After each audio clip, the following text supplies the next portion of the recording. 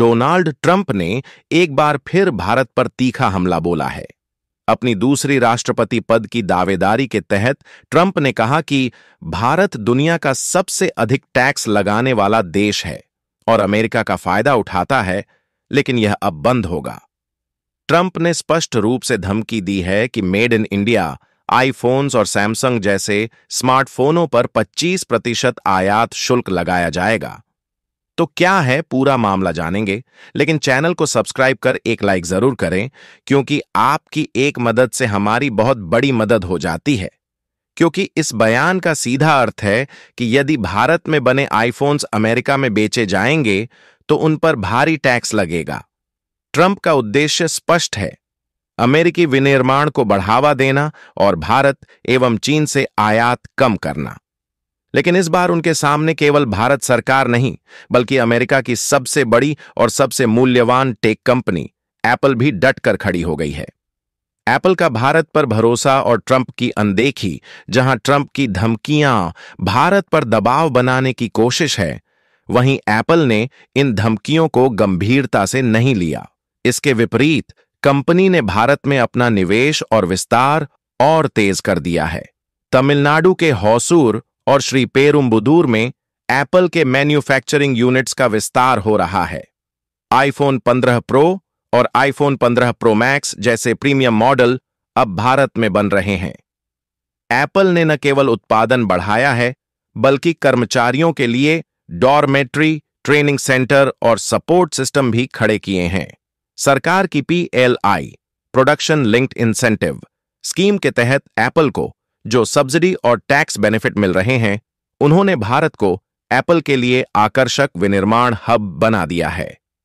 Trump भले ही भारत में बने आईफोन्स पर 25% टैरिफ लगाने की बात कर रहे हों, लेकिन एक रिपोर्ट के अनुसार even with the tariff Apple को भारत में बना आईफोन बेचकर अब भी $450 का मुनाफा होगा।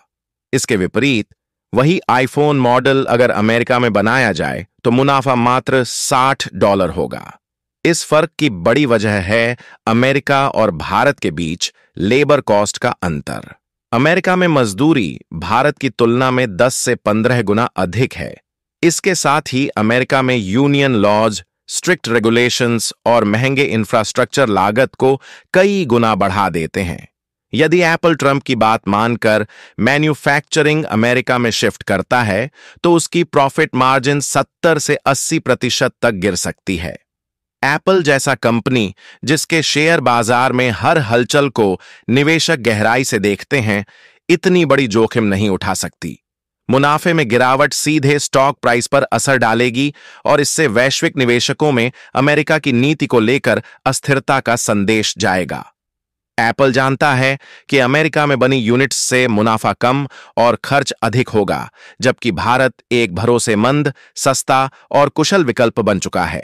यही कारण है कि कंपनी ने ट्रंप की धमकियों के बावजूद भारत में अपनी पकड़ और मजबूत कर दी है।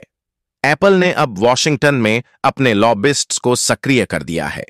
ये लॉबिस्ट कांग्रेस और व्हाइट हाउस पर दबाव बना रहे हैं कि अगर भारत में बने आईफोन्स को टारगेट किया गया तो इसका नुकसान सीधे अमेरिकी टेक सेक्टर को होगा।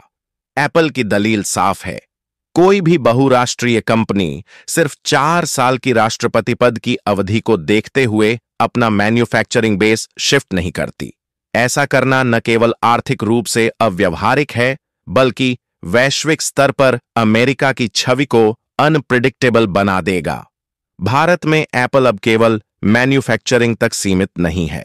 कंपनी ने दिल्ली और मुंबई में अपने खुद के रिटेल स्टोर्स खोल दिए हैं और 2025 तक देश में 1 लाख से अधिक डायरेक्ट और इनडायरेक्ट रोजगार देने का लक्ष्य रखा है। इतना ही नहीं, भारत से अब आईफोन्स 50 से अधिक देशों में निर्यात किए जा रहे हैं। यानी एप्पल भारत को एक वैश्विक मैन्युफैक्चरिंग हब के रूप में देख रहा है, न कि केवल एक स्थानीय बाजार के तौर पर। ट्रंप की रणनीति सीधी है, अमेरिका में रोजगार बनाए रखने के लिए टैक्स के जरिए चीन और भारत जैसे देशों को दबाव में लाना। लेकिन 2025 का वैश्विक व्यापार 2015 की तरह नहीं है। आज कंपनियां केवल राजनीतिक भाषणों से नहीं चलती, उनका संचालन ग्राउंड रियलिटी, लागत विश्लेषण और लॉन्ग टर्म बिजनेस मॉडल से तय होता है। एप्पल जैसी कंपनियां समझ चुकी हैं कि सस्ते श्रम, मजबूत सप्लाई चेन और व्यापारिक अनुकूलता वाले देश ही भविष्य की मैन्युफैक्चरिंग बेस होंगे। भारत इसी भविष्य का हिस्सा है।